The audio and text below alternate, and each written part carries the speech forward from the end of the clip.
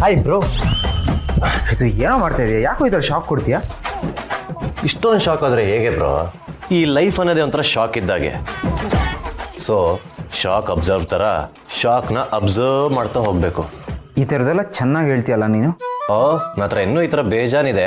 ಬೇಕಾದ್ರೆ ಸಂಜೆ ಆಫೀಸ್ ಮುಗಿಸ್ಕೊಂಡು ಬರ್ತೀಯಲ್ಲ, ಟ್ಯೂಷನ್ ಹೇಳ್ಕೊಡ್ತೀನಿ. ಹಾಂ, ಏನೂ ಬೇಕಾಗಿಲ್ಲ. ಇರೋ ನಾಲೆಡ್ಜೇ ಜಾಸ್ತಿ ಆಗಿಬಿಟ್ಟಿದೆ. ಅದನ್ನ ಎಲ್ಲಿ ಇಟ್ಕೋಬೇಕು ಅಂತಲೇ ಗೊತ್ತಾಗ್ತಾ ಇಲ್ಲ ನನಗೆ. ಅದು ಕರೆಕ್ಟೇ. ಎಷ್ಟು ಬೇಕು ಅಷ್ಟೇ ನಾಲೆಜ್ ತಿಳ್ಕೊಬೇಕು ಬ್ರೋ.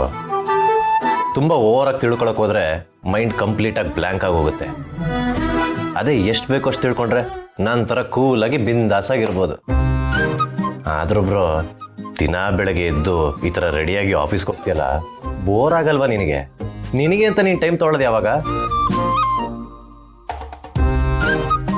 ಯಾಕೆ ಬ್ರೋ, ನಾನೇನಾದ್ರು ತಪ್ಪಾಗಿ ಹೇಳದ್ನಾ ಅಥವಾ ನೀನೇನಾದ್ರು ತಪ್ಪಾಗಿ ತಿಳ್ಕೊಂಡ? ನಥಿಂಗ್ ಪ್ರೀತು. ಆಫೀಸಿಗೆ ರೆಡಿ ಆಗ್ತೀನಲ್ಲ, ಸೊ ನನ್ನ ಝೋನಲ್ಲಿ ನಾನಿದ್ದೆ ಅಷ್ಟೇ. ಈ ಸೂಟ್ ಆಗ್ತಿದ್ದಾಗೆ ಆಫೀಸರ್ ಮೋಡ್ ಆಕ್ಟಿವೇಟ್ ಆಗಿಬಿಡುತ್ತೆ ಅಲ್ವಾ? ಮತ್ತೆ ಎಲ್ಲ ಟೆನ್ಷನು ಸ್ಟಾರ್ಟ್ ಆಗುತ್ತೆ. ಬ್ರೋ, ಅರ್ಜೆಂಟಾಗಿ ನಿಂಗೊಂದು ಲವ್ ಆಗಬೇಕಲ್ಲ? ಇನ್ನೇನು ಬ್ರೋ, ಯಾವಾಗ ನೋಡಿದ್ರು 24 ಗಂಟೆ ಕೆಲಸ ಕೆಲಸ ಕೆಲಸ ಅಂತಿರ್ತೀಯ. ಬೋರ್ ಆಗಲ್ವಾ ನಿನಗೆ? ಅದೇ ನಿಂಗೊಂದು ಲವ್ ಆಯಿತು ಅಂತ ಇಟ್ಕೋ. ನೀನು ಲೈಫ್ಗೊಂದು ಹುಡುಗಿ ಎಂಟ್ರಿ ಕೊಟ್ಲು ಅಂತ ಇಟ್ಕೋ.